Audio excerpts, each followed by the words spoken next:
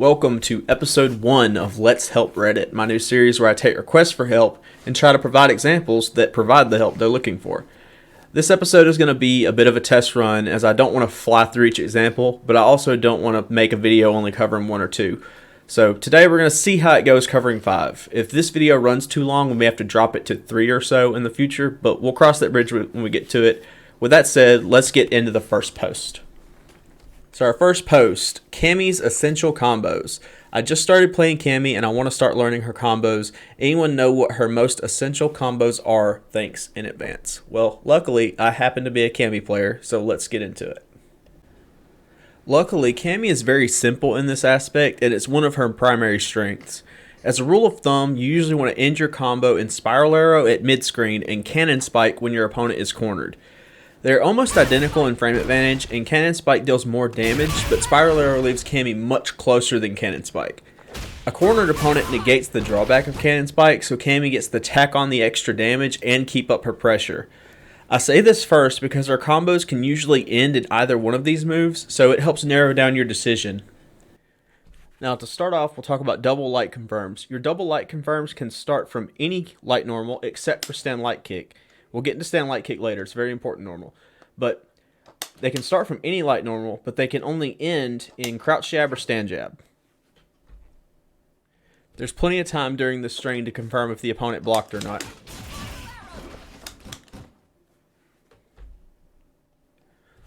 The major upside of this string is it'll catch people trying to walk back.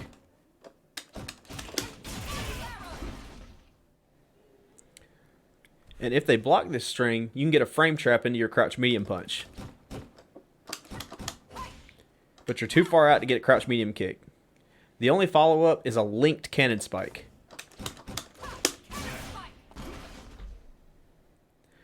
Alternatively, you can do crouch jab, stand jab. Now this doesn't hit low, which is a huge con, but it does leave you close enough if you get the frame trap. Both of these strings have their uses, and it's going to depend on your opponent's habits which one is better. For this next section, I'm just going to show the combos one after another. Note that when given the choice, I always end in Spiral Arrow unless I think the combo can kill with Cannon Spike. Most characters in SF5 should always be prioritizing Oki and screen position over damage in most cases, and Cammy is no exception. Each combo is the optimal version for the resources invested.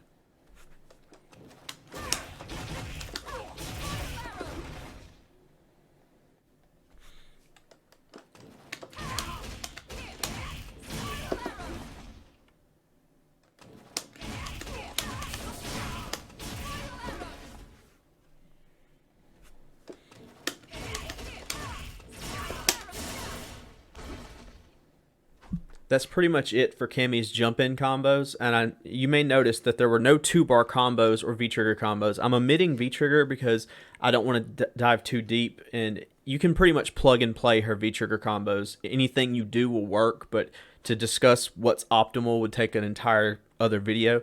But the 2-bar combos, she has none. She has no 2-bar combos.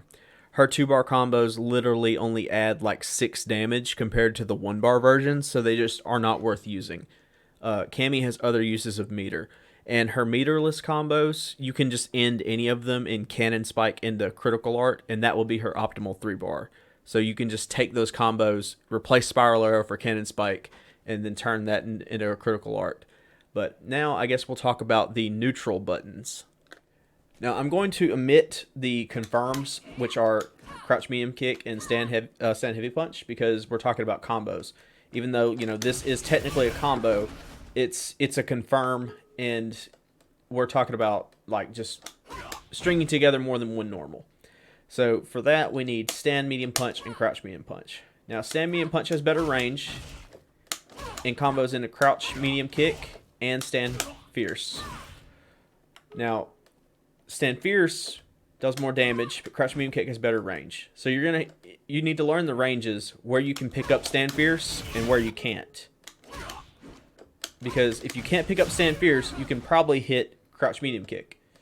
And it's noteworthy that when you hit crouch medium kick at these long ranges, you should go into medium spiral instead of heavy spiral. Because Medium Spiral only has one hit that deals 80 damage. And at these longer ranges, Heavy Spiral has one hit that deals 50. So if you get both hits of Heavy Spiral, it deals more damage. But at these long ranges, Medium Spiral is going to outdamage it. So if you're just walking around and you get this pickup, you can just go into Medium Spiral and get the same Oki as Heavy. Now, this becomes complicated when you start factoring counter hits. So when you get a counter hit like Crouch Medium Punch, normally a Crouch Medium Punch at this range doesn't get you anything. But with this, you can get Drill. And you can also get Stand Fierce if you're close enough. So this is another thing you have to learn the range for. So this is just going to take some practice.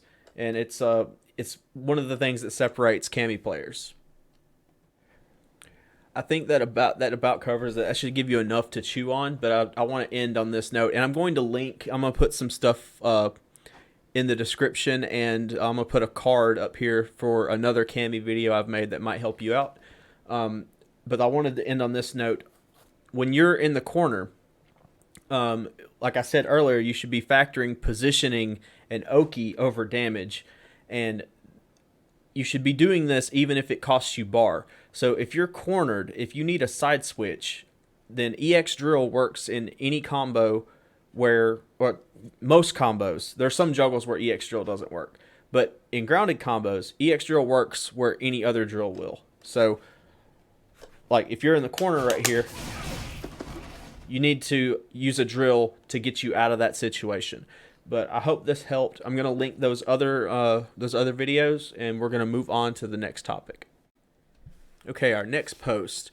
Any general good advice for playing defensively? Obviously, it can sometimes pay to be defensive. Letting your opponent do something that puts them in a bad situation and capitalizing on it is important, but I'm personally not exactly sure how to take advantage of that. I can block stuff, get the odd throw break, but I usually struggle to force my opponents to make mistakes which I can exploit. They might do a block string which forces me away, jump a projectile, take advantage of a mix-up. I feel like whenever I go on the defensive, I just end up handing my opponent free momentum. And whenever I think I see my moment and go to press a button, it either whiffs or I get countered. I feel like it can't be as basic as raw frame data or knowledge because I'm only silver, super silver, and I refuse to believe players at that level have enough knowledge on it that they can constantly stop me. Are there any basic defensive tips I might be missing? I can anti-air somewhat consistently, but in silver it's not really a thing everyone will just let you bait out for free. If I compare it to fishing, I feel I have the patience to hook the fish, but if I don't know how to reel it in when I get a bite, then my patience is kind of useless. I can negate some damage, but my opponent usually finds a way to eventually get in, or more often, chip away at me by keeping me just out of my general ideal range. I play as Akuma, and I've almost considered moving on from him because as much as I love him, I feel like my general ability versus the ability needed to use him properly and the damage he takes for not doing that is just too imbalanced to where I'm making things harder on myself for the low level I'm at. From my experience, the weaknesses he has to balance out his strengths are such that his weaknesses handicap me more than his strengths assist me, if that makes sense. It makes perfect sense, my dude. Maybe I should be trying Ryu or something until I just understand the game better. First of all, I have to applaud the willingness to blame, to hold yourself accountable rather than blame the character. A lot of players around your level would have made a post about Akuma being trash instead. So I have to commend you for that. But I think we can definitely do something with this. It's kind of a complex topic, but we can definitely give you some things to chew on. So the first thing I want to touch on is you do not have to switch characters. If you want to, that's fine. But the problem is going to persist no matter what character you play. It just kind of it seems worse because Akuma has low health. But like if you switch to Abigail, and you might get a little further in ranked because Abigail's extra health is just kind of letting you make some more mistakes than Akuma was. But the problem is just going to spring back up again eventually. So you don't have to stick to him, but don't switch from him because of this reason. But that's the first thing I want to touch on. So my first question is, how often are you mixing up your wake up? How often are you quick rising and back rolling? A lot of players at your level, almost like 99% of them always back roll because they're just holding down back. and they don't even know what a quick rise is. They probably saw it in the demonstration and then tuned it out. But this is important because mixing up your wake up can make your opponent guess on their offense. So if I know my Ryu opponent is going to quick rise, I can get this meaty crouch medium punch every time, and if he presses, it's going to give me a counter hit, and it's going to let me do my thing again. If I think he's going to back roll, like 90% of Ryu players, I can get this crush counter and again get my party started again. However, if I think he's going to back roll because he's been back rolling, and then he says, well, I'm a quick rise into jab, now I'm getting counter hit. If I get the wrong read on back recovery and I go for medium punch, I run out of active frames and I get whiff punished. Now, this exchange didn't go badly as far as the life bars are concerned. As far as the life bars are concerned, I came out ahead, but I lost pressure. And that's actually huge. And the thing is, and this isn't the only thing you need to mix up your recovery for. When my Ryu opponent is right here, if I sweep him, he's going to be more inclined to quick rise because back roll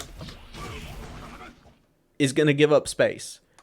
So that's the trade-off. Back roll, you get up slower and you get it further away from the opponent. But there's some characters in this game, like Sakura, for example, who are really good at putting you in situations where if you quick rise, you'll be in the mix, but if you back roll, you'll be out of it, but you'll be giving up ground. Like you back roll against Sakura twice, and you're in the corner. Cammy's also very good at this. And Akuma's good at this. So that's the first thing. Like, are you consciously just choosing how you're waking up when you play the game? Like when you're in match, are you actively thinking about which option is better? Case in point, Mika's Brimstone is a very good command grab not because of the damage, but because of the Oki. She's +2 after dash up. So if I try to press and she does another command grab, then she's going to win. So I'm going to quick rise. So you might think to yourself, well, this is a situation where I would back roll. But here's the thing. Some special moves, a lot of command grabs, cannot be back rolled. I'm trying to back roll here, and I quick rised, and I end up in the mix again. So theoretically, my only options in this situation, I just spoiled it. You can delay rise and whiff punish the command grab. But the inside the box thinking answer is I can only DP or I can V shift. But if I mix up my wake up timing, now I get pressured. So I just avoided the situation by changing up my wake up timing. So now we're going to move on to V reversals.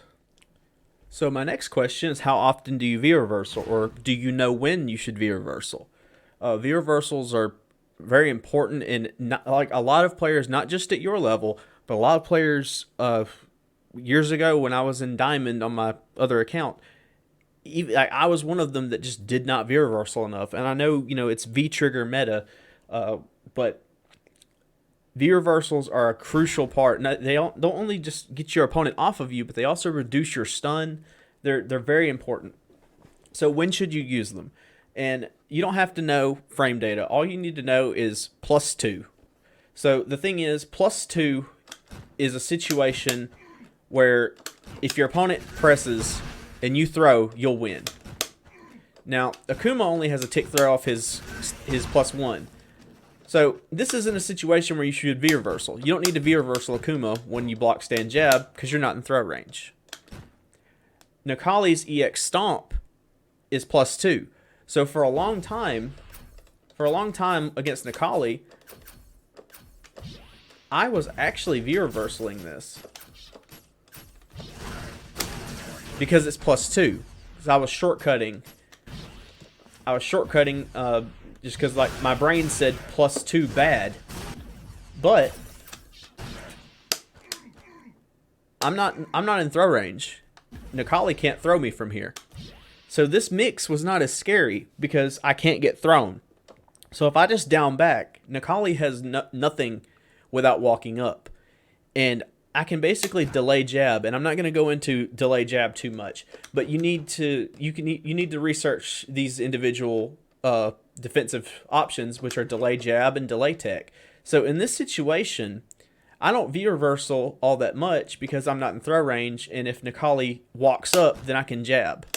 And delay jab is very good in this scenario. So I would look into those as well. And like I said, this is a very complex topic. Defense in this game is it's very multifaceted. There's not like a lot of like universal things. And like if I had some of your replays, I could kind of get a better feel for how you play and give you some more specific advice. But I would look into delay tech first. Delay tech will get you really far until people start punishing you for it. And that's just kind of how the ebb and flow is going to go for this game for you. It's going to be learning new things, abusing those things against players that don't know what to do against it, and then constantly having to reevaluate, pick up new skills, and the like. The last point I want to make is no matter what character you play, you need to be dealing optimal damage. If you want to be able to kill your opponent within 3 or 4 opportunities, obviously the size of those opportunities is going to change. Not everybody is Karen, who's going to deal 300 damage off a crouch medium kick, but Akuma is definitely one of the characters that can generate a lot of offense, and he needs to be generating that offense, getting as much damage as possible. You need to be as optimal as possible. Never leave your opponent alive. No amount of meter is worth potentially losing the round. Always get the kill. So you need to know your optimal combos. But I don't feel like this section is as helpful as I want it to be, but like I said, it's such a multifaceted part of the game, and it's people way above your level are still struggling with it, and it's going to be a topic we're going to have to possibly make another video about later, but I hope this helped in some way. Okay, disclaimer, guys, this is going to be the last one. I did not expect this video to go on so long, so it looks like 3 is going to be our magic number for this series, or unless I can break them down into smaller sections, but we'll improve this as we go. But on to the next one. Having a character crisis. This is one that hits very close to home for me. My friends will tell you. Hey guys, I'm new to Street Fighter. My fighting game experience is mainly Smash and Rivals of Aether, so this is my first traditional fighting game. I'm having trouble picking a character since I don't really know what they all do, and honestly want to spend a ton of time doing trials for everyone to find out. Oh, don't honestly. Okay. In Smash, I played Falco in Melee and Wolf in Ult. I like more rush-down combo characters, but also ones who can slow the game down if they need to.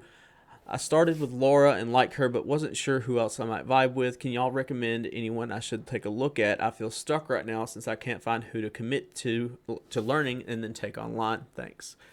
Okay, this one has a very simple answer. Unfortunately, not a lot of people like to hear it, but we'll get into it. So let's get the piece of advice that I hate the most out of the way first, because a lot of people will tell you you have to learn Ryu to play Street Fighter. That is 100% not true.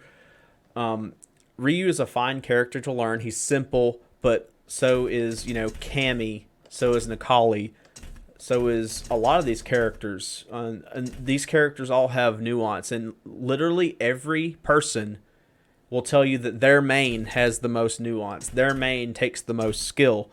And that's the other part of this. No matter which one of these characters you select, someone is going to talk shit about you for playing that character unless they also play that character, in which they'll say you are the piece of shit for how you play their character.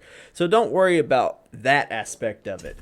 But there are some people, the way people act about their characters does actually impact me. I dropped Akuma because I didn't like being related to a bunch of edgelords that just pick Akuma.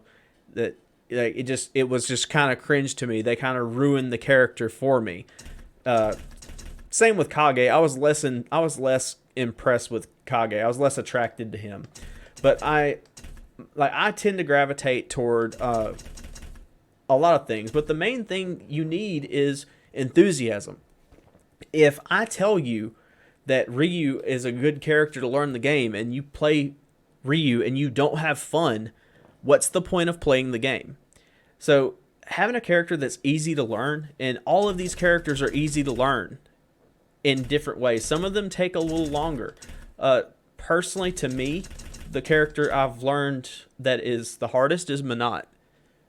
And some people think Dhalsim is harder. I think Minot is way harder. It's just preference. But so in Street Fighter 2 and Street Fighter 4, I played Sagat, and I was very excited for him. But when he came out in this game, I just don't like what they did with him. I love the character, but he doesn't play in a way that is conducive to the way I play this game. And I like Cammy's game plan. And my interest in Cammy, or just me maining Cammy, has made me think I should play Karen as well.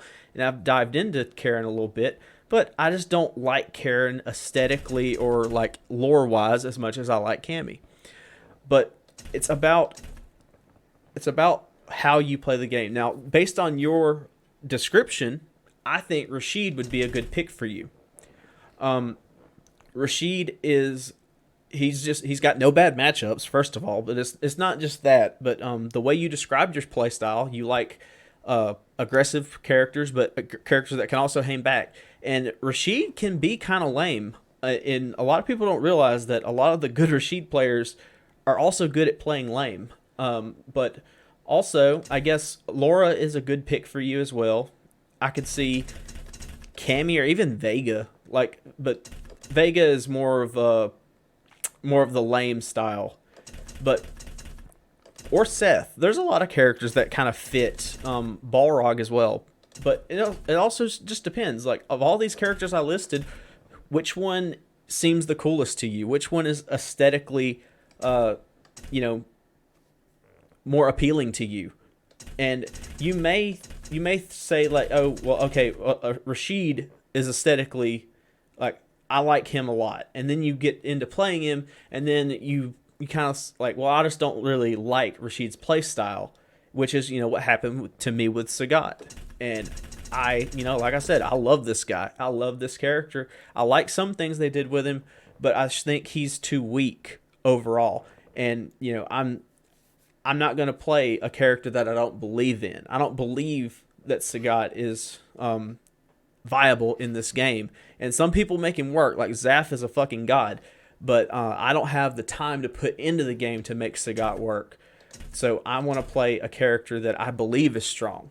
So, or also Zeku. Young Zeku specifically sounds just like... Oh, I scratched that. Zeku sounds like the perfect one for what you're asking for.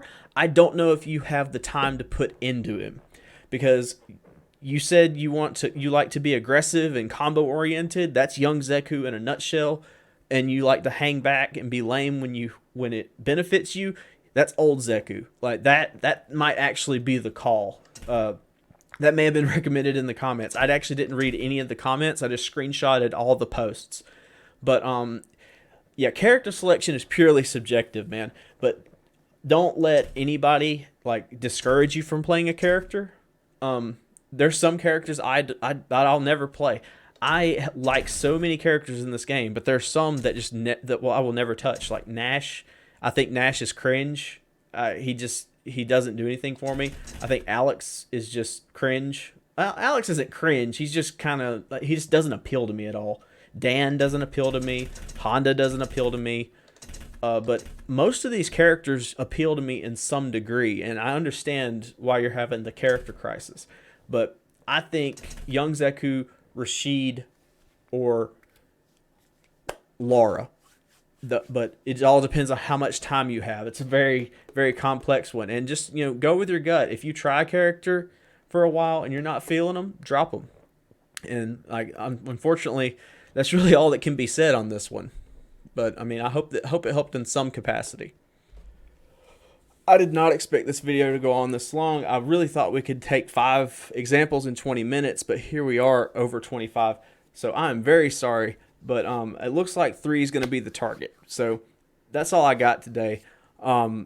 If you guys enjoy the content, please consider subscribing. I think like something like 97 or 98% of my viewers are not subscribed, which is something crazy, which is good because it means people are finding the channel, but they're not subscribing. But also, I'm going to link my Discord. The Discord is for all the subscribers. You can message me about anything. You can post, there's Discord sections for every character. You can post any type of question related to the game. There, we have a meme section for you degenerates. And the Discord is a work in progress. Also, we're trying to iron as much out as possible. But I'm gonna get out of here. Thank you guys if you've made it this far into the video, and look out for Why No One Uses Ken V Trigger 2 coming soon.